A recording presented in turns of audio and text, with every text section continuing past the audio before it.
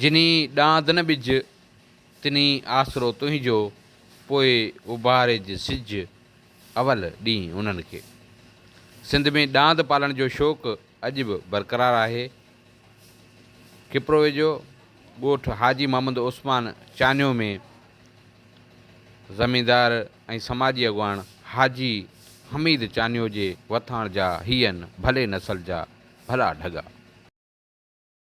अञा बि आहे हीअ डांद जंहिंजा ख़ूबसूरत सिंग आहिनि, हिनखे कच्छी डांद चयो वञे थो। हीउ किपरो भरपासे असांजो ज़मींदार हाजी मोहम्मद उस्मान चाने जो फर्ज़ंद हाजी हमीद चाने जा आहिनि ऐं हीअ डांद तमामु ख़ूबसूरत डांद आहिनि। हिन जा जेके सिंग आहिनि हीअ तमामु ख़ूबसूरत आहिनि। हीअ डांद जेके हींअर तोड़े जो मशीनरी जदीद अची वई आहे, पर अॼु बि डांद जेको आहे असां वटि हिते पालियो वञे थो ऐं ख़ूबसूरत डांदनि जा जेके आहिनि से उहे मुक़ाबला पिणु थियनि था, डांदनि जूं डोड़ूं पिणु थियनि थियूं। डांद अॼु बि जेका असां इहो बैलगाॾी जे हवाले सां अॼु बि जेको असां इस्तेमालु थिए पियो।